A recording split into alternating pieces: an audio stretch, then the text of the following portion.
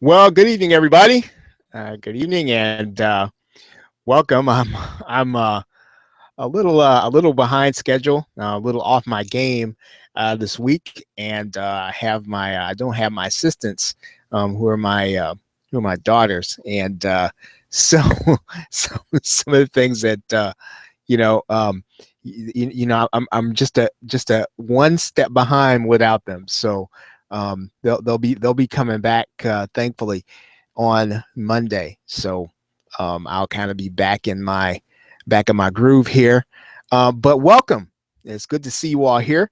And as always, we're going to start by taking any questions that you might have about PLR, about something that maybe you are trying to do, and um, anything that maybe you have been looking to do internet marketing wise, maybe something that you have been wanting to try to accomplish. I will say a couple of things. One thing is kind of going back to the other issue. I did have a link to today's content download.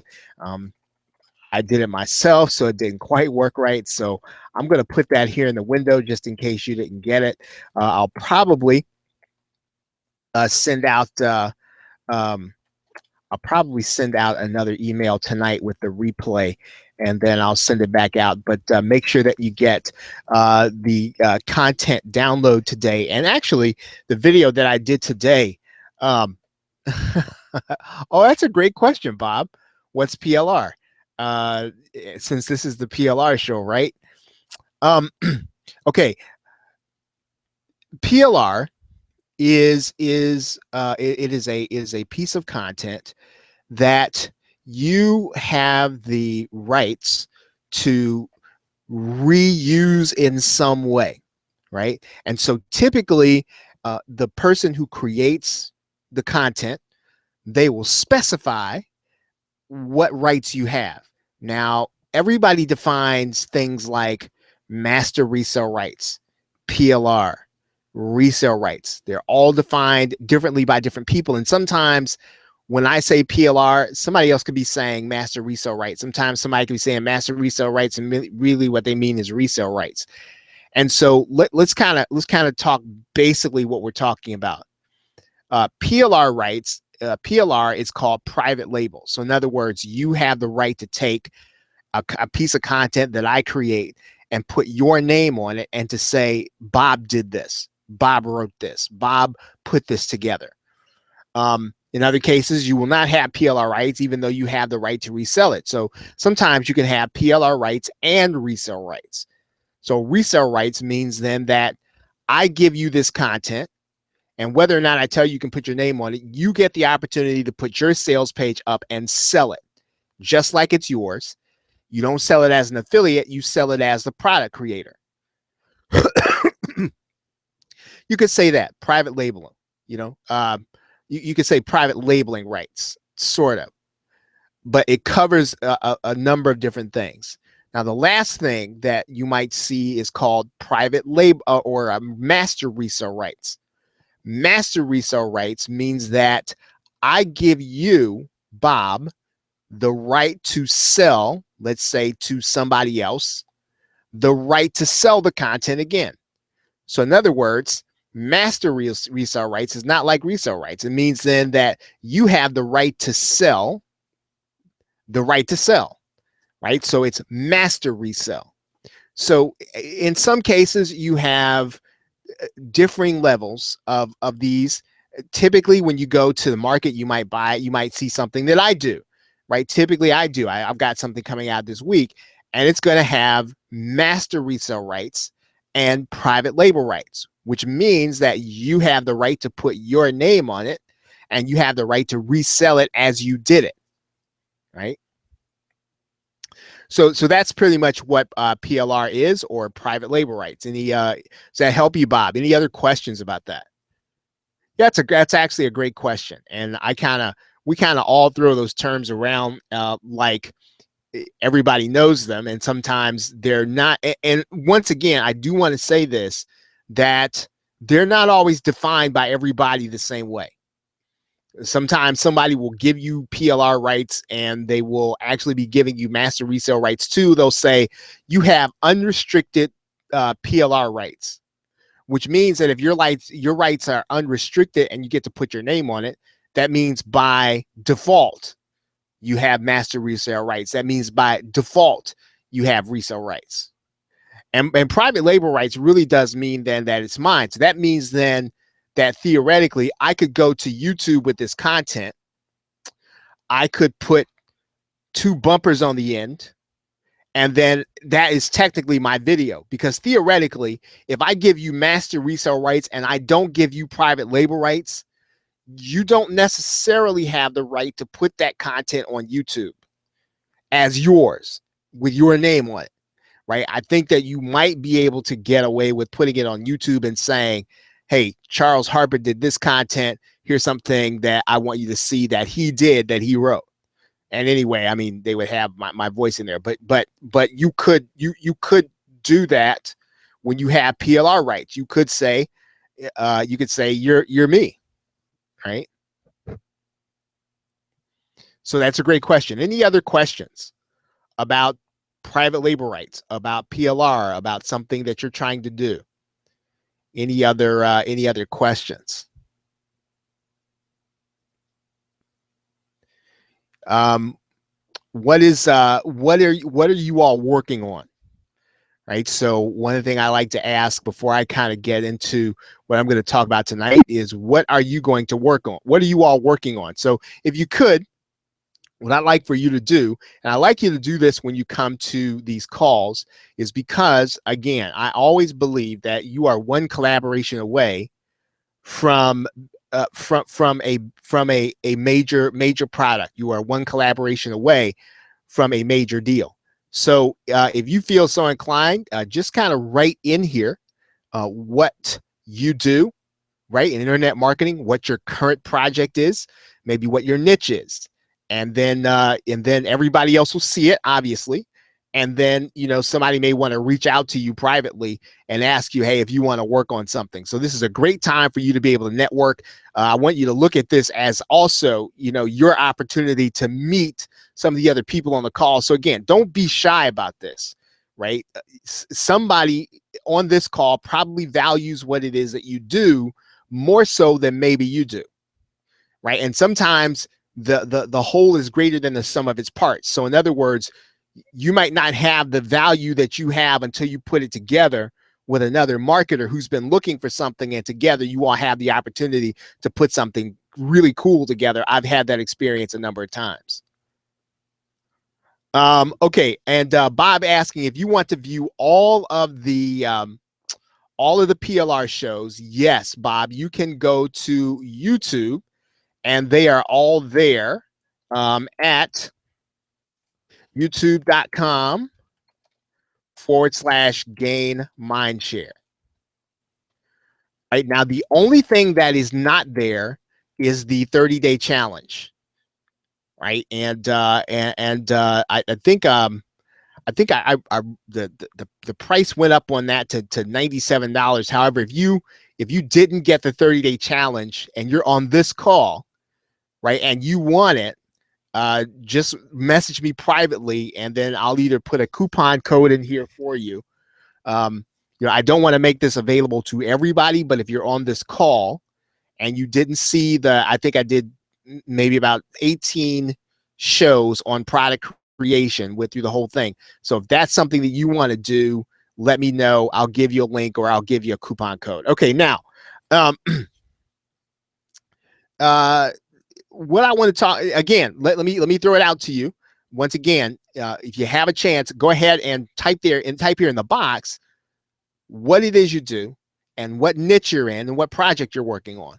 And again, if you don't mind allowing everybody else to see, you know, let somebody reach out to you, right? Let somebody reach out to you that may want to collaborate with you. Okay, so let's talk a little about PLR.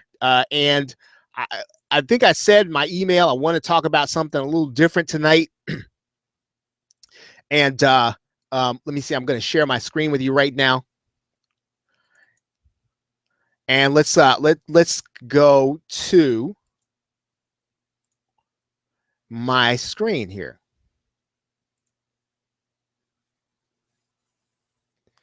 Okay, and I'm calling this a wrinkle to the PLR strategy. A number of the things that I've been talking about, and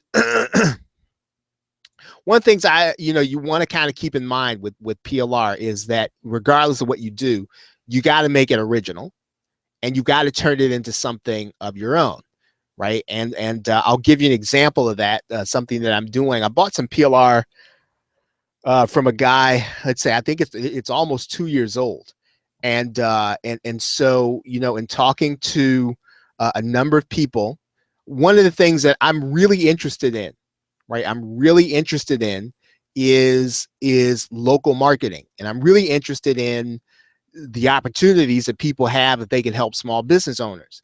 One thing that I understand about offline marketers is that the discussion among internet marketers is that you don't want to bother with mom and pop stores because they don't necessarily have the money to pay a large consulting fee. So you want to kind of stay away from them. So that means that there's probably an opportunity for those mom and pop shops, one man bands, one woman bands, and that they can actually get help too. And so one of the things I'm doing with some of the PLR is I'm really putting together a training guide for them to train people to come into their store. So in other words, um, I'm going to give them a marketing training guide so that they can get somebody in there, and maybe maybe they're not going to hire them, but maybe they just want to have them work on a contract basis. But that person needs to know what to do. Small business owners don't necessarily know how to market, but I'm going to take that PLR content and I'm going to make it into a training manual. So I don't want to just sell a guide on Facebook, right? I just don't want to resell a guide on niche marketing. I could do that, right? I could do that, and I could sell that to a business owner. I could sell that to an internet marketer like you, and that would be cool. I want to. I've always known that if I just put a little work into PLR, it'll always work for me. Does that make sense? If that makes sense to those of you who are on this call, that example I just gave, I want you to put the number 3 in the question box, right? So what I'm doing is I'm you hear me talk about this in my videos, that you want to slant your PLR, right? You want to slant it. I just came across a Udemy course, right? A Udemy course that a gentleman did on how to do social media. But now he is doing social media for nonprofits. Another guy is doing social media for churches. So what he did, and I'm not sure if he used PLR or not, but it's the same information. How do you use PLR, right? How do you use Facebook if you are a nonprofit? All the postings and stuff are still the same. They just adapted the information for their niche. And so if you have a niche or you want to focus on a niche, then one of the things you can always do is just readapt the PLR to your niche. Okay, so now what's the wrinkle in the strategy? What I want to talk to you all night about, something that you probably know about, there used to be a lot of discussion about, but there isn't a lot of discussion about it anymore because it's not as easy as it used to be, but it's still just as profitable, if not more profitable now, and it's called the public domain.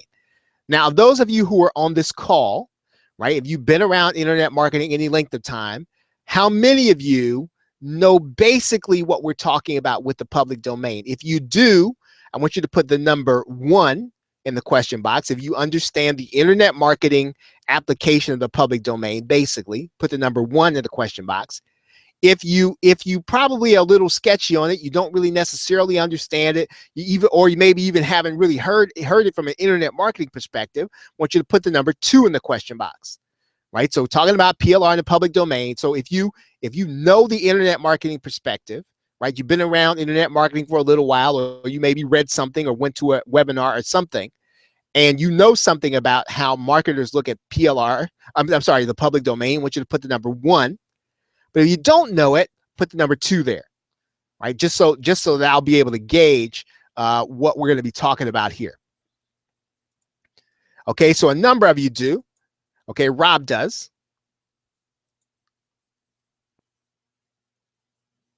So let's talk about this, about the public domain and PLR, and how you're going to make it into something that is original and that you can make money with. Most importantly, I don't want to make another research project for you. I want you to be able to take this and make it actionable and make money with it.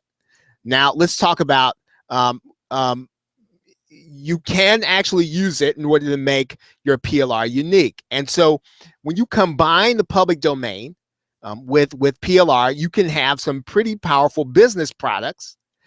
When you can also have really strong consumer products to sell at Christmas and the holidays if you celebrate. So I put Christmas there because I celebrate Christmas, but I mean, maybe you don't celebrate Christmas. Maybe you just have a holiday here at the end of the year, or you give gifts, or people like to get them from you. One of the things that you just want to remember and keep in mind is that you can sell digital products at this time. However, we're still biased, right, as a species, I guess it is, toward getting physical products, right? We still like getting something in our hands, right? Now, you know, and no, we're all thankful for gifts when we get them, right? So don't think I'm saying this, but I think, you know, and I don't think it's out of bounds to say you feel something a little differently when somebody puts something in your hand, even if it doesn't cost but a dollar, right? Even if it doesn't cost but 50 cents, when somebody takes something physical and puts it in your hand and tells you, you know, happy birthday or happy Hanukkah, Merry Christmas, or happy birthday, you feel something. And so gifts that you can make into physical products are always going to be and have a higher perceived value because of that. And we just need to be straight about that as marketers, right? That doesn't mean that people are unthankful. It just means then that as a marketer, if you can create something that's physical, right, without having to be in your living room mailing boxes and making CDs, then you are going to be able to be profitable with the same content that you're using selling digital products.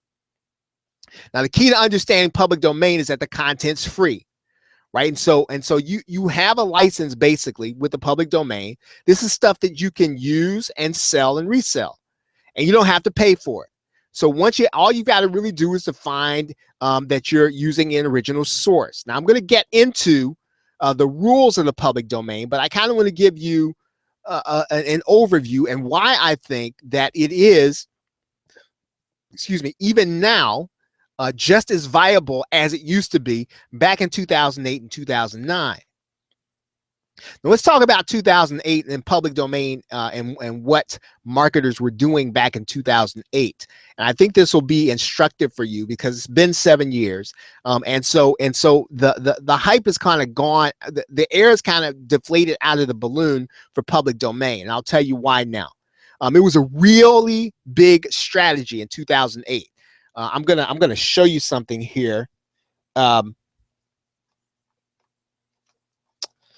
going to show you something here. I'm just going to come off camera for a second so you can see this. Okay, so here are all my public domain manuals, right? So all this stuff, all public domain, all from 2008, right? I think I've got something else down here. All this stuff, public domain, 2008, 2009, 2010.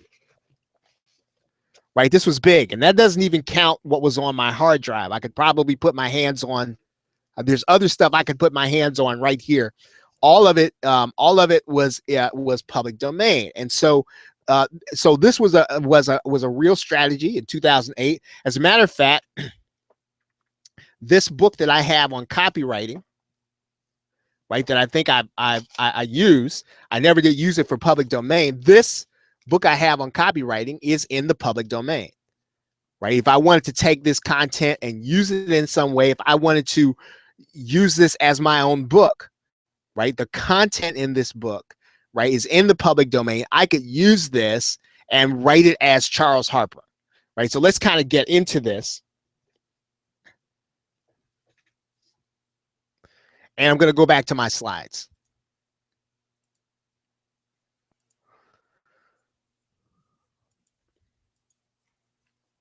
Okay, so back in 2008, part of the deal was that eBay allowed the sale of digital products, right? So people were selling this a lot of times they were really selling it right on the right on eBay, right? Some people were delivering it digitally, so there was no work involved. They were just delivering the content as people bought it, right? They get it digitally, they deliver it digitally, and so that was an automated profit. And so that really did work for people, and marketers really did like that. And marketers were teaching other marketers how to do it. And so it was a viable strategy. You know, the consumers were getting what they wanted, marketers were getting what they wanted. Amazon Kindle and other bookstores allowed public domain content to be used without filters. So Amazon, and whenever, I don't know if Kindle was around in 2008 per se, but when Kindle first came, people were using public domain content, and for the most part, it was legal. So Amazon really didn't filter it, right? They really didn't. They really didn't. And so you might have a gazillion copies on Amazon of Think and Grow Rich, right? I think Think and Grow Rich is in the public domain, isn't it? And so you might have, and still there is now, right there. Everybody's doing their own version of Think and Grow Rich. Think and Grow Rich, an internet marketer's choice, Think and Grow Rich from this perspective, and all those things. But that's basically because Think and Grow Rich is in the public domain, right? So, and at that time in 2008, all the other bookstores that allowed this content, they didn't really filter it out. So again, it was easy. It was an easy strategy. So marketers were really into it, right? Think about PLR, and PLR is theoretically easy because you don't have to write it. You don't have to put together the content. Well, public domain was the same way, except that the amount of content that you could use is broader, and that if you could find an angle and you could find a way to rewrite it or a way to redo it, you had a huge market for it. Okay, so like I said, now the thing that marketers were doing is, and they were flocking to this, was because they were not just selling to other internet marketers like you and I. They were selling to the public, to consumers, people who buy groceries, right, every day. And so, so they were not interested they were not interested solely in business people. They were interested in people who just buy things, right? And that's why it was really a fantastic strategy. And then sometime around 2010, 2011, the big retailers started cracking down. Google started cracking down on content. They're still cracking down on content. And as a matter of fact, one of the things that Google did was they started indexing and putting the public domain books in their own library. So in other words, if part of your strategy was to put public domain content either on your website or on the web, and you were going to have it out there, what Google did was they took a lot of that same content, they just put it in their own search engine. And that really eliminated that as a strategy for internet marketers. eBay cracked down on digital content. They said that you had to be sending a digital product, you had to send a physical product. So that really ended a lot of the easy way of generating an income. Although, really smart people who understood the value of the content they had just started selling on CD and DVD. Right, but eBay cracked down. They made it harder, and what that did is that really chased the marketers who were looking for an easy way and a quick buck out of that market. And then Amazon cracked down on Kindle. They started saying pretty much, if we got one copy of Jane Austen, we don't need 10. Right, so just because you can go to the public domain and you can get a copy, print your own copy of the Three Musketeers, right? We don't need 10,000 copies of the Three Musketeers. We only need one or two. And so Amazon Kindle started cracking down. And so because of that, because it wasn't easy anymore, then as far as the public domain was concerned, it was no longer a strategy. And then that really chased a lot of marketers out of public domain. Right? Is everybody with me so far? Right? Does that make sense? Is everybody with me? If that makes sense, we want you to put the letter Y in the question box. Right? Put the letter Y in there if you sort of understand what I'm talking about here. Now, I'm going to get to public domain, so don't worry. I'm going to give you more of a perspective of what it is, and then give you some idea of how you can actually profit with it. Now, you might say, no, so now what does this even matter, right? Why does this even matter? What is it even? Public domain, why does it matter? I'll tell you why. How many of you, now I don't know if this is still the case, but there was a period of time where if you looked at the profit and loss statements of companies and bookstores like Barnes and Noble, guess where they made most of their money from? Public domain works. And the reason is because people would use the public domain works, or these companies would use the public domain works, and they just publish their own copy. So why would you go out and go to a publisher and get a copy of Shakespeare if you know all the school kids are going to have to come to your bookstore and get a copy of Shakespeare? Why would you go out and buy some for a publisher? You just publish it yourself. And so Barnes and Noble started doing that. The other bookstores started doing that. And because of that, they were using this public domain content. They weren't paying the authors because the authors were long dead, obviously. And they were just, they weren't having to pay a publisher. So really, a lot of what happened, what they were selling with public domain content was pure profit. And so they made the most money from that stuff. Yeah, Rob is asking, can you take public domain content and add more content to it and then sell it as your own? Absolutely. Yeah, you certainly can. And people do it all the time. I just talked about the fact that I think if you look at Think and Grow Rich, right? Think and Grow Rich is in the public domain, I believe. There are about a 10 trillion different versions of Think and Grow Rich. So you can write your own version of Think and Grow Rich, right? From whatever perspective you want to write it from. Good question. So when you start thinking about public domain, does it matter?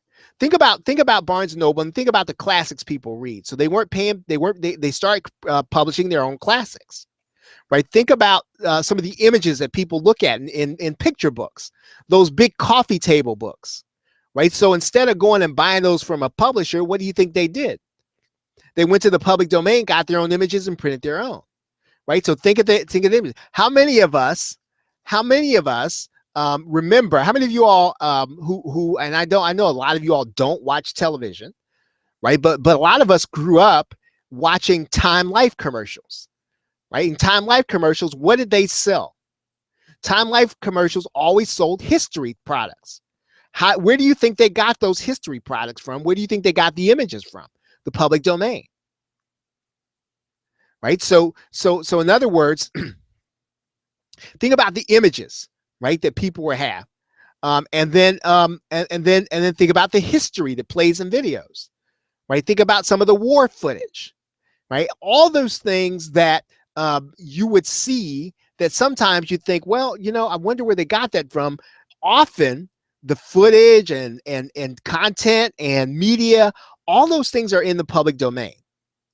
Right. And so news agencies and companies and people who are in the know, they use it for free because it's profitable to do so. And so as an information marketer, you need to put yourself on the same level as any of these other companies. You've got to put yourself on the same level as your newspaper.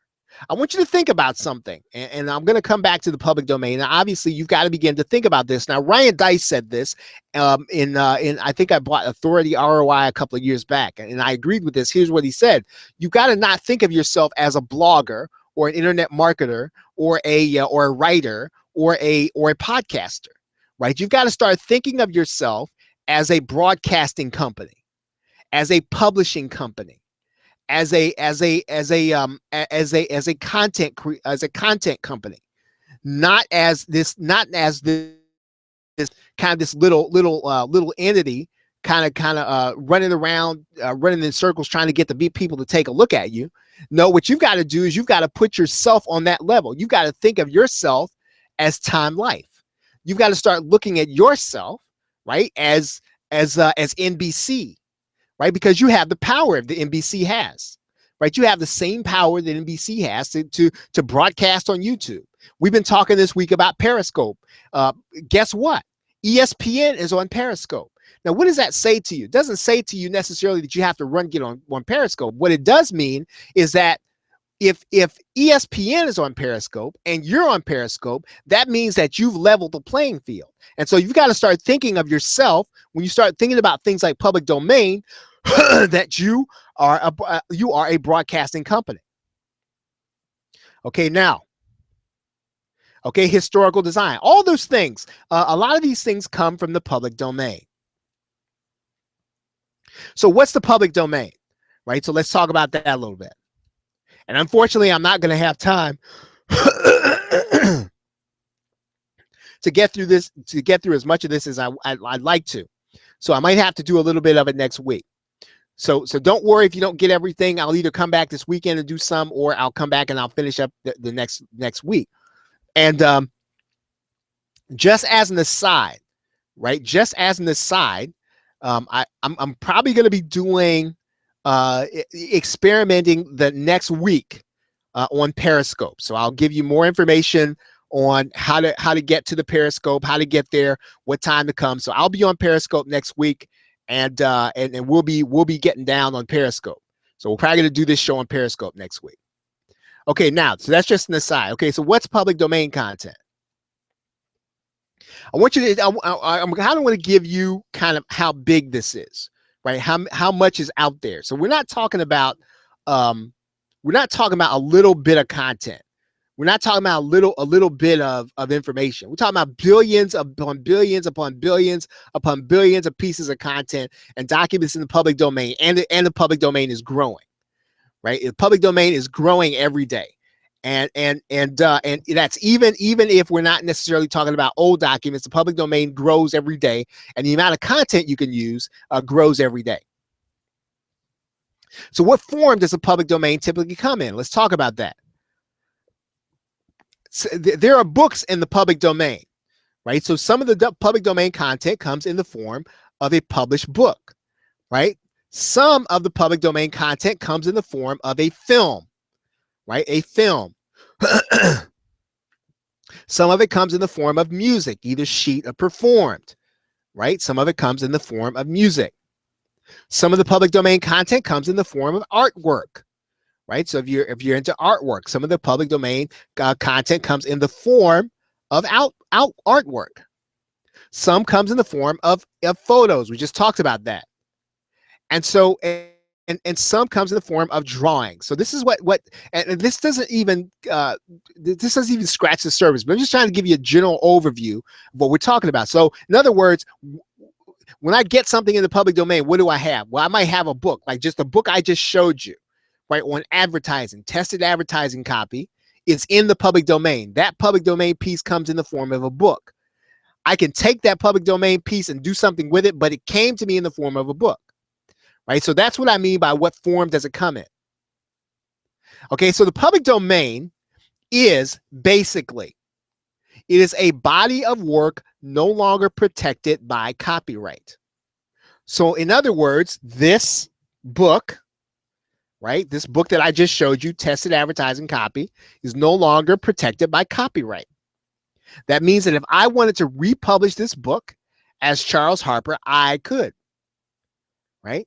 And again, now here's how you want to look at this, because I know I'm not going to be able to finish this, but I want to tell you this kind of up front. And this is why it sort of died out in 2008. For the same reason that certainly you can take a public domain work, take one person's name off, republish it as your own, and sell it. That would be legal. It would be ethical. It just mightn't be smart.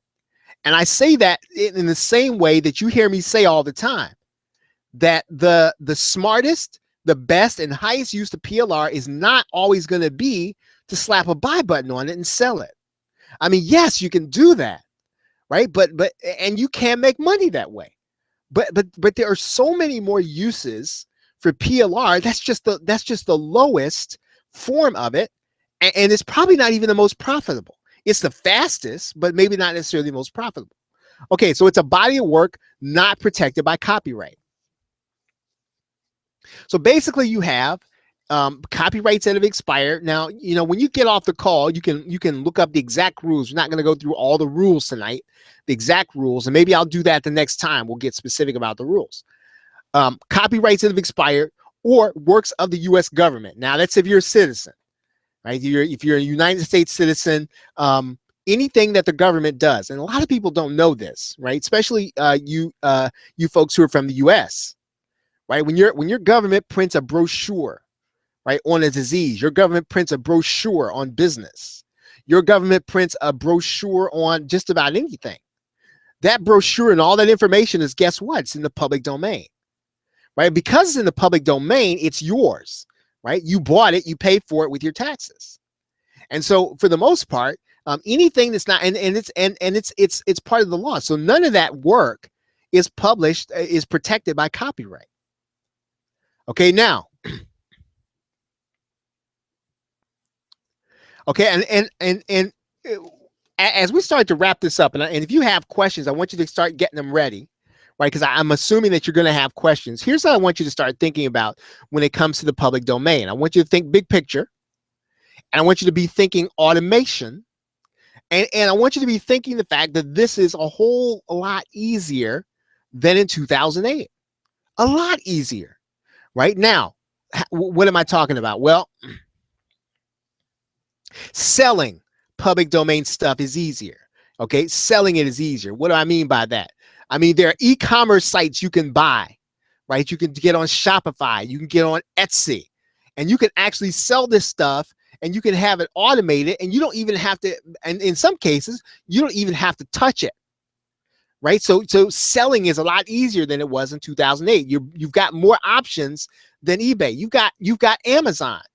Now, I know a number of you, I just said that Amazon Kindle is not the way to try to do this. Amazon has a couple of back doors into being able to sell this content, right? And I've got something coming out called Brown Box Profits. Is going to show you how to turn your PLR content and your public domain content into physical products. I'm going to be talking about that in Brown Box Profits, right? But now the thing is that in Amazon, they have 3 back doors for you to be able to sell your stuff from the public domain and for PLR, right? 3 of them, right? I think one's called Create Space, and yes, you do have to be a published author, but there's still a back door in there, right? And again, I don't have time to show it to you, but I will be showing it to you in an upcoming session or into the product that we're going to be doing.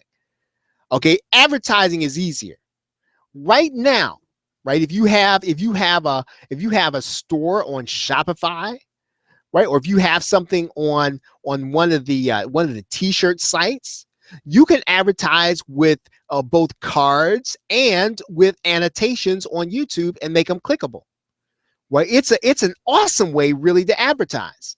If you think about how much people like to click on stuff, you can actually do that on an actual YouTube video, right? And so again, this is just a lot easier than it used to be in 2008. You couldn't do that back then.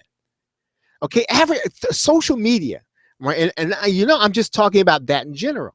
There was no social media in 2008. So if you've got something really cool from the public domain, right? You got something really cool from the public domain, then you're going to be able to put something together for somebody to sell, or for somebody to buy. And you're going to be able to get it to people on social media as long as you can have them take a look at it, right? That's really the key. Now, here's the fun part, right? Creation, right? And remember, I'm talking about, think automation, right? So don't think that, I'm gonna burn this CD, that I'm gonna package up this CD, and then when somebody buys it, I'm gonna put it in this envelope, then I'm gonna stamp it, and then I'm gonna walk it to the mailbox. That's not the way you want to think these days, because you don't have to do that, right? You can make it so that it is push button, right? You now when back in 08, what people used to do is they used to create DVDs and CDs.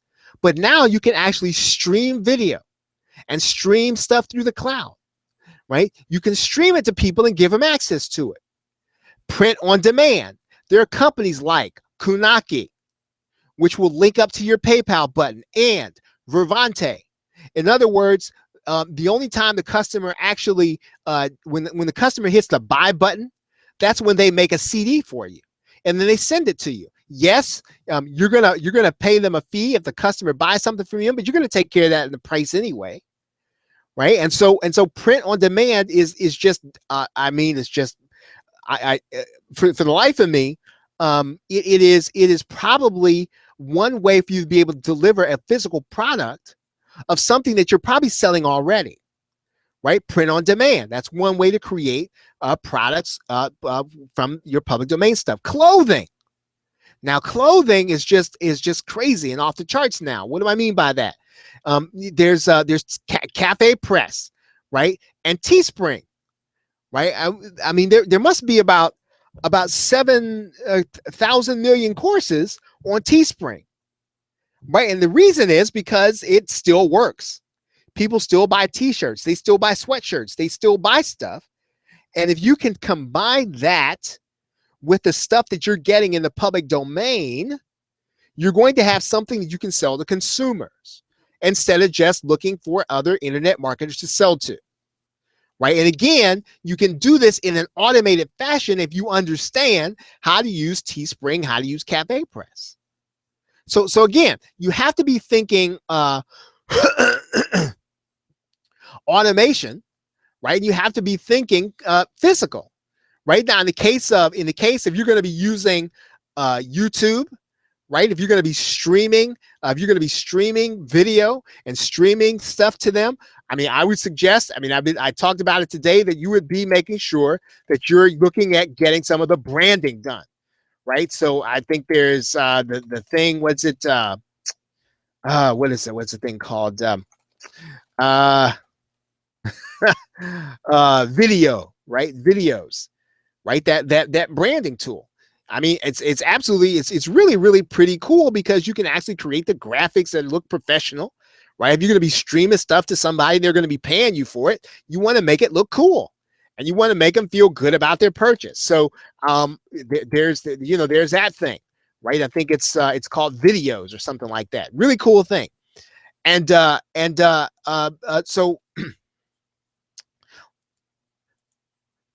I think, okay, so that's it. That really is it. That's really all, and it's about 9:48 anyway, right? So really, okay, what questions do you have about public domain? So basically what I'm saying to you is this: you want to look at public domain almost in the same way as you look at PLR, except that you can actually use this to sell to consumers, number one, and number two, you can actually go and get a wider arrangement of PLR. I'm sorry, of public domain works. Now, again, I did not go through the rules. I did not go through the specifics, and I can do that. And maybe if any of you want me to do that, I'm happy to do that. Okay, but are there any questions about the public domain or about PLR or about something that you're trying to do? Any questions?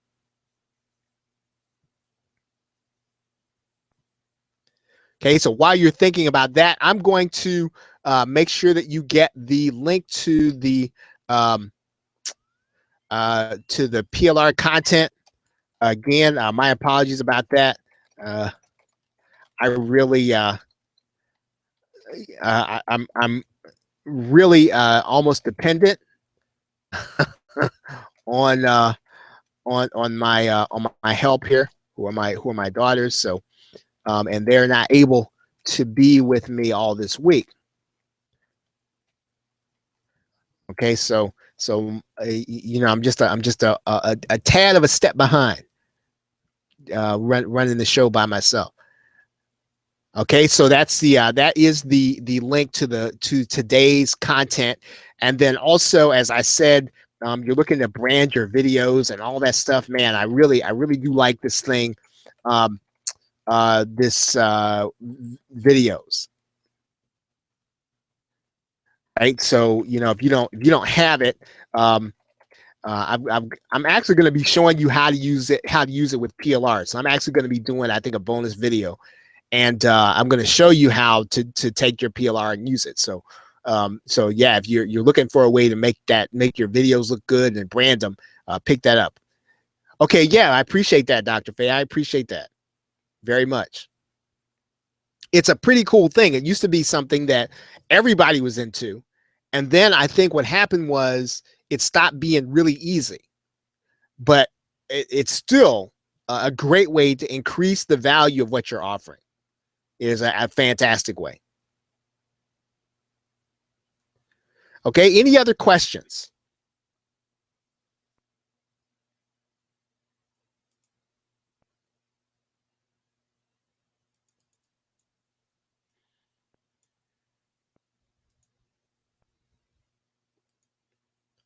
Okay, everybody. Well, thank you very much for being here.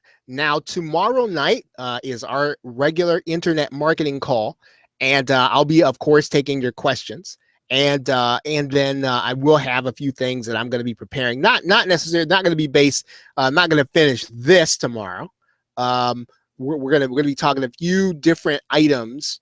I think what we will probably do is to talk about the niche, and we'll talk about the warrior form. Right. I know a lot of you are ready to kind of get started there. So we'll talk about that a little bit. And yeah. Okay. So Paul asks, where would be the best place to find stuff in the public domain? Great question. Okay. So because the public domain is vast, right? It's wide. I'm going to show you what I do, and let's start with this. Let me share my screen with you for a second here, and I need to pull up a browser here. I need to pull up a web browser, and let's slide it over there. And there's a site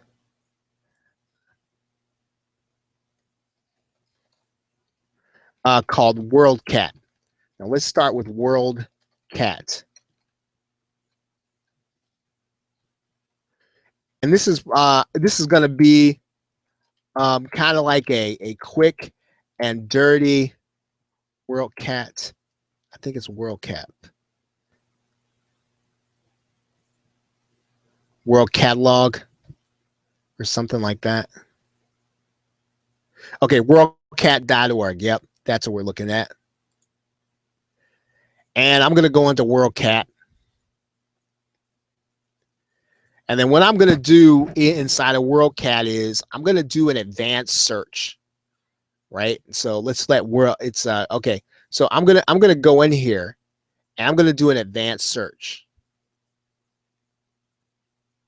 Right now, you are going to want to verify the rules of the public domain. I'm going to tell you why I'm doing this right now. Okay, so everything that's 1920, I think, 1 and before, anything, right, written before 1921 is in the public domain. It might be 1923. I can't remember the exact rules, but I think it's 1921. So we could put the year 19, earlier than 1921. But the fact of the matter is that most of that stuff has already been sold and resold by other people, right? So, stuff like Shakespeare and the classics and all that stuff that was written before then. If you wanted to redo, I think, some music, right, from that era, you could redo it, right, from before 1921. However, some of the best public domain content is going to be found, and I like to do my search kind of like 1923. You can already see I've already started in there, so I like to start my search at 1923, right? Because that puts me safely within the public domain. And then I like to come here and put in 1962 because I think that 1961 is the deadline. So let's put in 1962. So now 1923 to 1962 is the gray area of the public domain. So if you're going to have something that falls in the public domain that may not have a renewed copyright that you can take a look at, it's going to fall within that period. And it's going to be more modern than anything that was written prior to 1923. Because the problem, if you go and you get a book from 1920, the 1920s, right? In some cases, you might be able to find something, but in other cases, it just may not be up to date. I'm going to actually go, I actually have something here. I'll show it to you.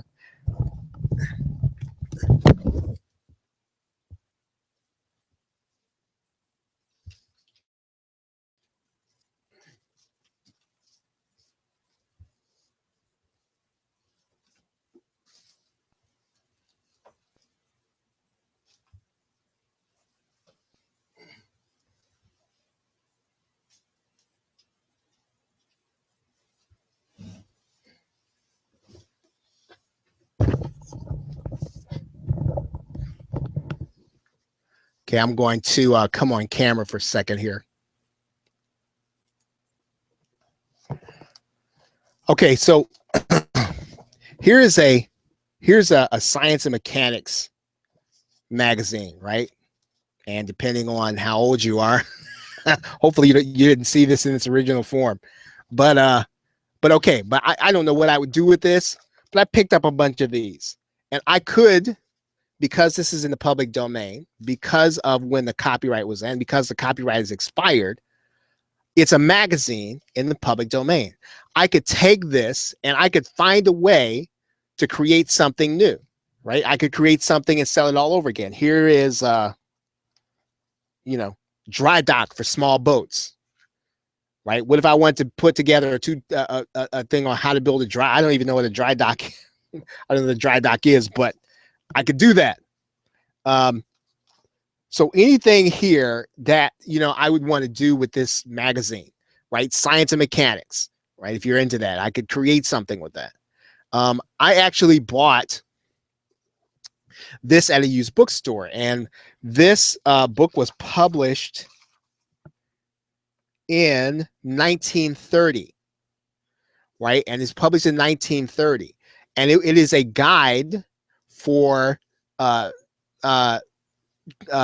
I guess at that time, kids who were in high school and vocational school to learn business, right? And it's actually fantastic because it's actually got, and you can't see it here, but it's got problems, and it's got, I have every intention on, I'm writing a curriculum right now. This is going to be fantastic, actually, right? Even though it was written in 1930, it's called The New Junior Business Training, right? I got this, and so I have the original book. It's in the public domain. I'm probably going to use this as part of something that I'm doing because it fits my niche. I don't know so much about science and mechanics, but I have it. Okay, so now I want to now go back to WorldCat. That's where we were.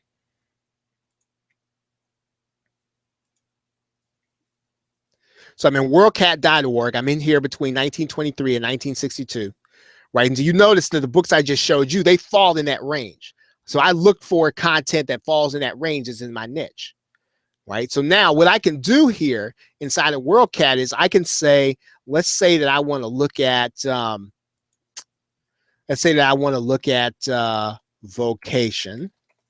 vocational training. Maybe there's something there, maybe there isn't. But let's take a look and see if there is. Okay, here's something called vocational training. Right now, I like to, okay, so there's a bunch of stuff there, about 6,000. So let's say I want to go back and scale that back. So I want to go, what kind of content do I want? Well, I want nonfiction, right? What format do I want? I like books, right? Okay, all languages. So I'm going to go back and do a search now. Okay, I really only cut this down to 4,000.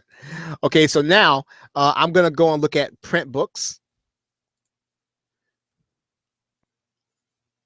And I'm going to look where the author is in the United States.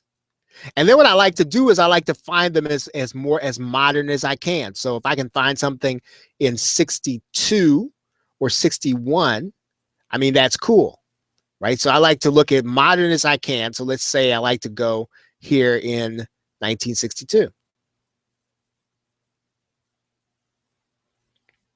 I like to look in the English language, narrow it down some more. Okay, so now I have some stuff here, right? Okay, so I could look at to see which of these might fit my niche, right? Which of these books might fit something that I'm trying to do, right? And I'm thinking broadly because all I'm doing is just scanning. I'm just trying to get a sense for what is there, okay? If I'm writing a book, the technical education of, okay, yeah. Okay, so vocational teacher education and certification, print book. I might like that. Okay, so let's say I like that book.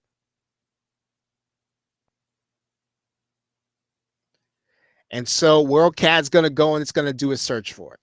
Okay, now here's what it finds for me.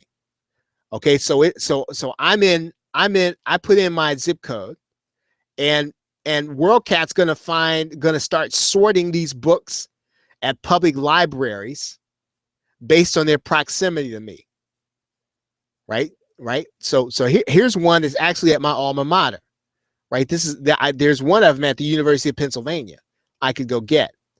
Right, which kind of lends itself to another subject. But okay, but I can find the book. So now what I need to do is I need to find out if this book's in the public domain. Right, it's in the date range. Right, it's in the date range. So I'm just going to copy this title. And again, this is really, really, really basic. Right, so I'm going to now go to the Stanford database copyright.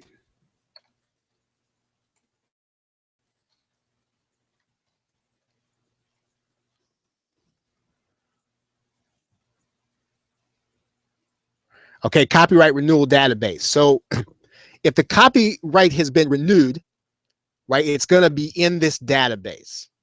Right, Stanford tries to update this database. So I'm going to go and I'm going to do an advanced search. And I've got the title here. I'm just going to plug that in here. And I'm going to just click search. Okay, so no objects are found. So it's very likely that this book, right, is in the public domain. Right, so how am I going to get it? Right, how am I going to get the original source content? Well, what I'm going to do is I've now got this information. I know it's at any one of these libraries. So I can do one of two things. I could go and I could get this book. I could go and through. Now, if I live in the United States, I could just do an interlibrary loan, right? Get it for free. I could go and I could check and see if it's on Amazon. I could check and see if it's on eBay, right? I could do those two things. I could go to the source location, and I've actually done that before. And I don't know if I can show it to you. I don't know if I have it available. There is a scanner.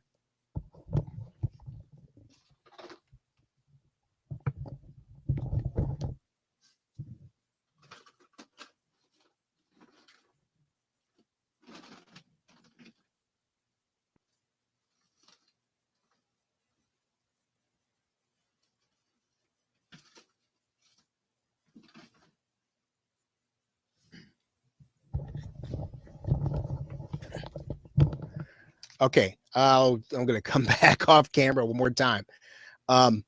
So here's the scanner, right? So I have this scanner, and if I could just scan a document, right?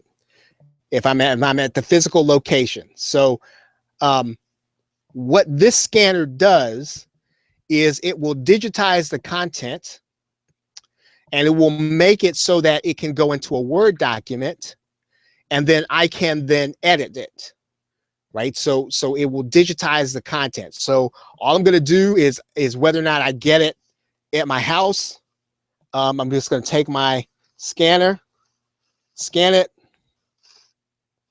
get the content onto my. I think there's there's a place for your device there, right? And then you put that into your PC, and then you've got digital content, right? So that now. As you can see, it's not easy, right? It's not push button. But what I will tell you is that here's what I know about doing this, using this scanner and going through WorldCat and getting this information. I don't have to worry about competition, right? When I find what I need. I know that there's probably going to be 2 or 3 people in the world that's going to go through all that. And you could probably think that same way. If you really have something that you want to do in your niche and it's in the public domain, nobody's going through that in order to use it.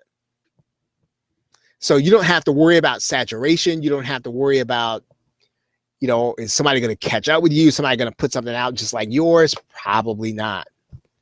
Right? Because nobody's going through all that in order to get a piece of content written or produced. So if you go through all that trouble, you want to make sure you're putting something together that's pretty special. That's what I'll tell you. All right. Does that help you, Paul? Paul and Vern, does that help you?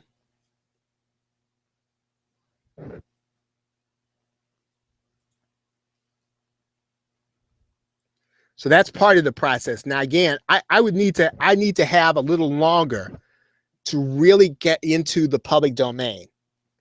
Okay, tell me this. Those of you who are here, how many of you all would like to see a kind of the whole process, whether I put it together in a really inexpensive product, or I do it over the course of a couple of sessions. How many of you all would find that interesting? How many of you all would find that something that you'd be interested either in coming to, or if I put together with maybe I don't know, $7 or $9 product, you'd be interested in it, right? If that's something you'd be interested in, just put the number 1 in the question box. I'm not going to hold you to it or call you or anything. I just kind of want to get a sense for that. And I might put something together. I don't have anything planned for public domain, but it is something that I know and that I've done, and that I'm actually doing, because this book is part of what I'm doing, right? I told you I'm putting together training, right? A training, and I'm taking some PLR and coming back. But this, right, is phenomenal, because what it will tell you is it will tell you, the difference between if you look at what these high school kids were looking at then. This is no joke, but it's good stuff. So it's gonna be a good manual. Okay. Any other questions?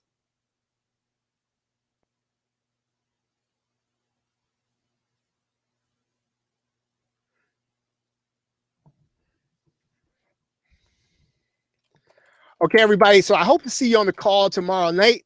Once again, make sure that you take a look at this video thing, right? Like I said, I really like it. I think it's really I think it's really cool. The kind of stuff you can do with it. And like I said, I'll be doing a training to show you how to use your stuff with it. So don't worry about that. Okay, everybody. Thank you very much. Have a great night and a pleasant tomorrow. Take care.